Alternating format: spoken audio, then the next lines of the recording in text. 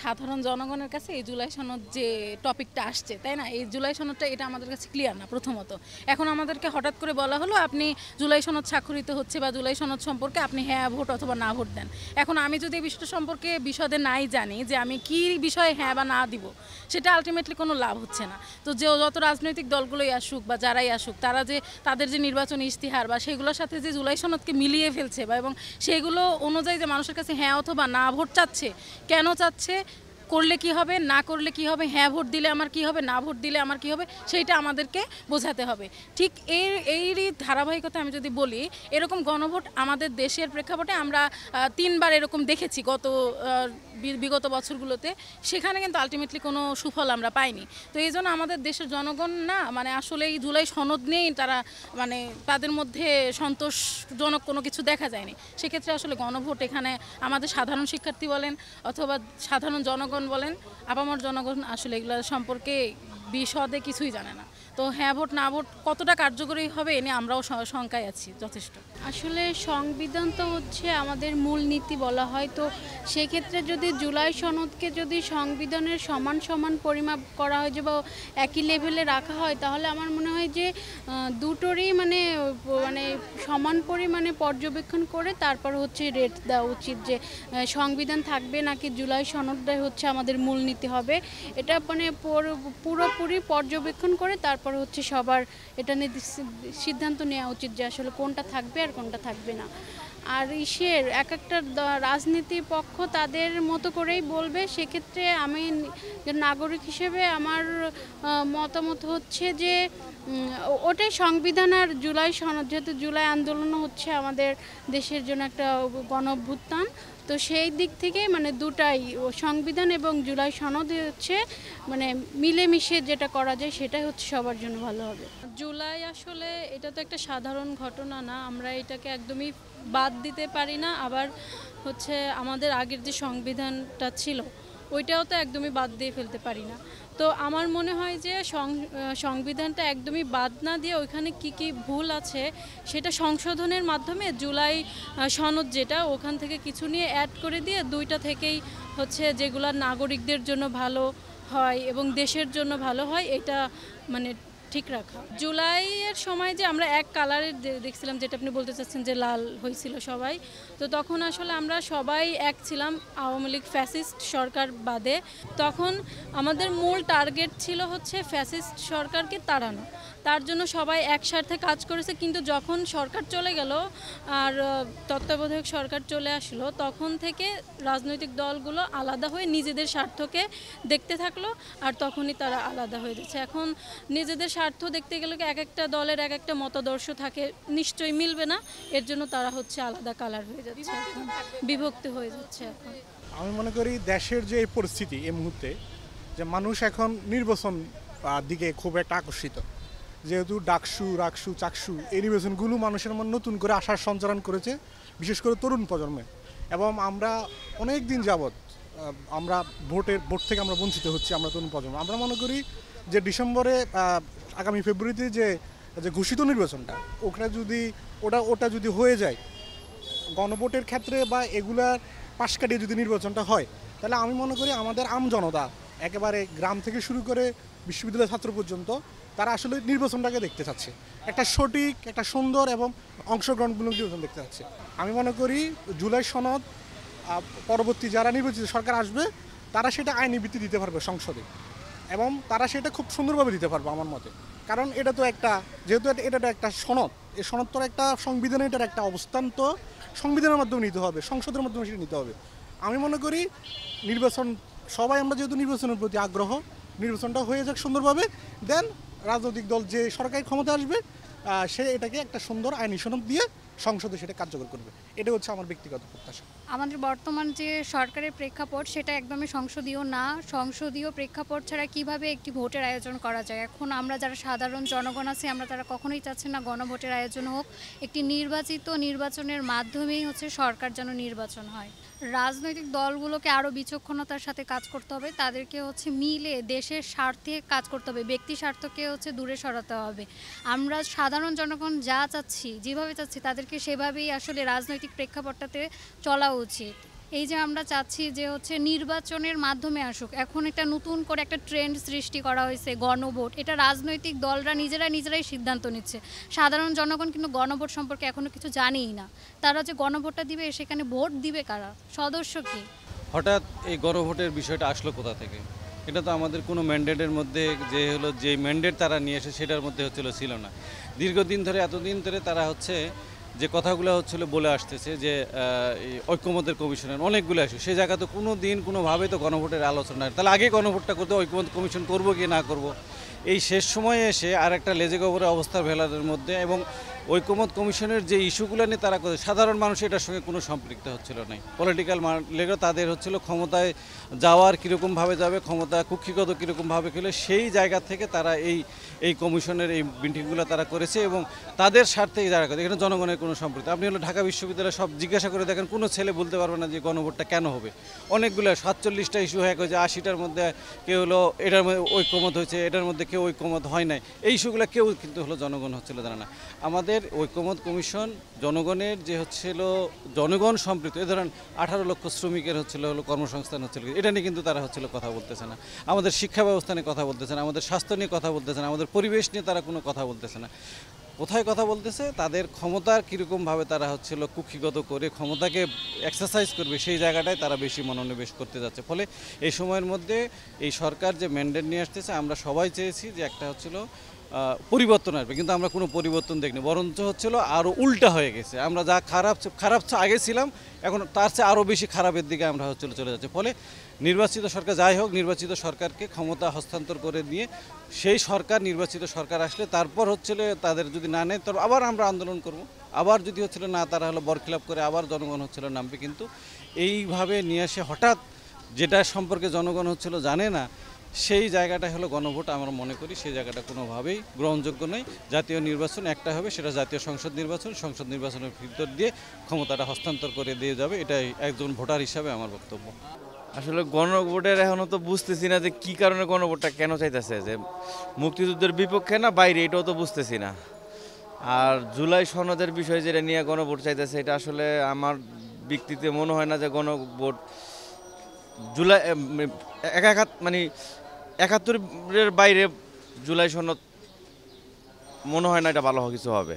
আর যারা বর্তমানে এটার জন্য দাবি করতেছে, তারা স্বার্থের জন্যই দাবি করতেছে। কারণ একটা লোক যদি ভালো থাকতো, তাইলে আপনার মনে করেন বলা যেত যে না, তারা লোক ভালো। দেখেন এই 1-1.5 বছরের কি হয়েছে। বিগত 17 বছরে মনে করেন নিরাপদে গাড়ি চালাতে পারছি। আমার 25 বছর ধরে আমি মনে করেন গাড়ি চালাই, একদিনও কোনো দিন ডাকাইতের কবলে, কিন্তু এই যে কুরবানিদের আগে মনে করেন ডাকাইতের কবলে পুরো গাড়ি গ্লাস ভাঙ্গা 2 লক্ষ টাকার মাল নিয়ে গেছে। মামলা হয়েছে, সাংবাদিক রিপোর্ট হয়েছে চিটাগাঙে, কিন্তু থানা থেকে একটা পুলিশে কোনো ফোনও দেয় নাই। না, গণভোটের কোনো দরকার নাই। মুক্তিযুদ্ধ হলো আগে, মানুষের যেটার জন্য আমরা বাংলাদেশ মানুষ চিনি। এই জুলাইয়ের জন্য তো আর মানুষ বাংলাদেশ চিনে না। জুলাই তো হলো আপনার সেদিনের জন্য আসছে। এখন তার কিছু লোকের স্বার্থের জন্য এটা করতে চাইতেছে। এটা তো কিছু ক্ষণিক লোকের স্বার্থ হবে, কিন্তু মানুষের উপকার তো হবে না। আপনি দেখেন যারা জুলাইতে আপনার যারা নাকি হাসপাতালে ভর্তি ছিল, তারা কি অবস্থায় আছে, তাদের খোঁজখবর কেটে নিছে তারা। এই 1-1.5 বছরের ভিতরে আপনি চিন্তা করে দেখেন কি পরিমাণে দেশের লাভ হয়েছে না লস হয়েছে। সাধারণ মানুষ কি বলে, একটু সাধারণ মানুষের কথা একটু জিজ্ঞাসা করেন। আমরা যারা খেটে খাওয়া মানুষ, কর্মজীবী, তাদের অবস্থাটা একটু চিন্তা করেন যে তাদের পরিস্থিতি কোথায় আছে, তাদের ইনকামের সোর্সটা কোথায় আছে। মানুষের নিরাপত্তাও নাই। গণভোটের কোনো প্রয়োজনই নাই তো। গণভোট কিসের জন্য হবে? গণভোটের যেটা চাইতেছে এটা স্বার্থের জন্য চাইতেছে। যারা চাইতেছে তারা স্বার্থের জন্য চাইতেছে, বাংলাদেশের মানুষের জন্য চাইতেছে না, জনগণের জন্য চাইতেছে না, তাদের নিজেদের জন্য চাচ্ছে। যদি বাস্তবতা যদি তারা চিন্তা করে তাহলে মানুষের জন্য, তাহলে মানুষের মতো তারা কাজ করতে হইতো, কিন্তু মানুষের মতো এখন পর্যন্ত কোনো কাজ তারা করে নাই। এই 1-1.5 বছরের ভিতরে আমার মনে হয় না দৃষ্টিতে কোনো চোখে পড়ে। আমি রেগুলারই ঢাকার বাইরে যাওয়া আসা করি, রেগুলার প্রতিদিন নতুন মানুষের সাথে আমার রেগুলার দেখা হয়। মানুষের কথাগুলো তো শুনি রেগুলারই। হয়তো মনে করেন 100-র ভিতরে 2-4 জনই মনে করেন কথা বলে যে হয়তো একটু এটা পরিবর্তন হয়েছে, ভালো হয়েছে। আর বেশিরভাগই বলে যে না, 100-র ভিতরে 80 জনই বলে যে না, আমরা ভালো নাই। এক কথাই বলে যে ভালো নাই। জুলাই সনদ যেটা হয়েছে, সেখানে তো বেশ কিছু সমস্যা রয়েছে, সুবিধা অসুবিধা দুইটাই রয়েছে। তো সর্বোপরি যদি বলা হয়, এটা যদি জনগণের সুবিধার জন্য হয়ে থাকে বা দেশের সুবিধার জন্য হয়ে থাকে, সেটা ভালো। আর আরেকটা বিষয় হচ্ছে সংবিধান এবং জুলাই সনদ, যেটা আসলে স্পেসিফিকলি বেশিরভাগ মানুষই বুঝতেছে না কোনটাতে কী উপকার হতে পারে বা কী সুবিধা পেতে পারে সাধারণ জনগণ। তো এটা আসলে আরও স্পষ্ট হওয়া দরকার, প্রথম কথা। দ্বিতীয় কথা হচ্ছে যে গণভোটের যে আয়োজন করতে চাচ্ছে, নির্বাচনের পরে যদি আবার মানে নির্বাচনের দিনে যদি গণভোট হয়, তাহলে সেই গণভোটটা আসলে কতটুকু কাজে লাগবে এটা আমাদের মানে আমরা আসলে নিশ্চিত নই। গণভোট যদি জরুরি মনে করে সরকার, তাহলে অবশ্যই জনগণ যেটা ঐক্যভাবে করতে চাচ্ছে রাজনৈতিক দলগুলো, সেটা করা উচিত। আর এখন যেহেতু যে রাজনৈতিক ঐক্য সেটা কিন্তু আসলে আমরা দেখতে পাচ্ছি না। এই যে মানে মতানৈক্য বা মতপার্থক্য হয়ে গেছে, এটা যদি ঐক্যমত্যভাবে হয় তাহলে বেশি সুন্দর হয়। এটা আমার মানে ব্যক্তিগত মতামত। গণভোটটা তো হচ্ছে গিয়া জুলাই সনদের উপরে ভিত্তি করে যে ঐক্যমত কমিশনের উপরে যে প্রস্তাবগুলো রাখা হয়েছে ওইটার উপরে ভিত্তি করে জনগণের মতামত নেওয়ার জন্য হাফ ভোট বা না ভোটকে গণভোট বলে আর কি। তো এটা সাধারণ জনগণ কতটুকু বুঝে সেটা আমরা জানি না, কারণ ঐক্যমত কমিশনের মধ্যে কোন কোন বিষয়ে কথা বলছে বা বিভিন্ন দল কী কী বিষয়ে মতামত দিছে এটা তো হচ্ছে গিয়া সাধারণ জনগণ তেমনভাবে জানে না। তো গণভোটটা আসলে সাধারণ জনগণের কাছে তেমন একটা প্রভাব ফেলবে না, কারণ গণভোট মানুষ বুঝে না। মানুষ বুঝে হচ্ছে জাতীয় নির্বাচন, তারা হচ্ছে গিয়ে একটা প্রার্থীকে বা একটা দলকে ভোট দেবে। এই নির্বাচনের মাধ্যমে একটা সরকার আসবে, সরকার এসে দেশের ভালো উন্নয়ন করবে, এটাই দেশের জনগণ বুঝে। গণভোট না ভোট এসব জনগণ বুঝে না। জুলাই সনদটা হওয়া অবশ্যই দরকার আমার মতে। জুলাই সনদটা না অবশ্যই দরকার। জুলাই সনদ হতে এই কারণেই যে যারা এই 5 আগস্টে যারা জীবন দান দিয়েছেন করছেন, এটা এই জন্য ওদের একটা স্বীকৃতি দিতে হবে, এটাই স্বাভাবিক। এটা সবাই, আমি কেন, অল ওভার বাংলাদেশ সবাই চাচ্ছে যে এটা জুলাই সনদের একটা স্বীকৃতি দেওয়া হোক। গণভোটটা হচ্ছে এখন এটা সরকার গণভোটটা চাচ্ছে, সরকার চাচ্ছে, রাজনৈতিক দল সবাই মিলিত গণভোট চাচ্ছে। যে গণভোট হোক, তাতে সমস্যা তো কারোর কথা নাই। এখন জনগণের ম্যান্ডেট নিতে গেলে হানা ভোট দরকার আছে। একটা প্রশ্ন হলো যে আপনি এটা চাচ্ছেন না এটা চাচ্ছেন, আমাকে যদি প্রশ্ন করে আপনি এই বিষয়টা, সেজন্য একটা না ভোট এটা দরকার আছে। এটা হানা ভোট দরকার হলে তো রাষ্ট্রের কোনো ক্ষতি হওয়ার কোনো অপশন নাই, কারণ নাই ক্ষতি হওয়ার রাষ্ট্রের। তো এটা করাই যেতে পারে অ্যাট এ টাইমে হতে। যেহেতু আমরা গরিব দেশ, আমাদের দেশে একটা নির্বাচন অনেক টাকা ব্যয় হয়, তো ওটা অ্যাট এ টাইমে যদি করতে পারে তাহলে ব্যয়টা একটু সংকুচিত হচ্ছে না। ওটা একটা অ্যাট এ টাইমে হইলে দুইটার ব্যয় একসাথে করলে হয়তো কিছু লাঘবও হবে ব্যয়টা। আসলে গণভোটের কেন প্রয়োজন, তার কারণ হচ্ছে যে আমরা জানি যে গত ফ্যাসিস্ট সরকার 15 বছরের শাসন আমলে পূর্বের যে তত্ত্বাবধায়ক সরকার ব্যবস্থাপনা সেটা বাতিল করার কারণে দেশে এক প্রকার একদলীয় শাসন ব্যবস্থা কায়েম হয়েছে। একদলীয় শাসন এবং এখানে রাজনৈতিক দলগুলোর মধ্যে আস্থাহীনতা সৃষ্টি হয়েছে। যে সরকার ক্ষমতা থাকে সেই সরকারেই ভোটের আয়োজন করে এবং সেই সরকারের লোকজনেই এক প্রকার সকল কিছু প্রশাসন থেকে শুরু করে সব কিছু কন্ট্রোল করে ভোটের আয়োজন করে এবং এই ভোটে সাধারণ মানুষ এবং সর্বদলীয় লোকজন ভোটে অংশগ্রহণ করে না, যার কারণে পুরো নির্বাচনী ব্যবস্থাপনা, প্রশাসনিক ব্যবস্থাপনা, রাষ্ট্র ব্যবস্থাপনা সব কিছু ভেঙে পড়েছে। এই অবস্থায় যে অনাস্থা এবং এভাবে তো একটা রাষ্ট্র পরিচালনা হতে পারে না।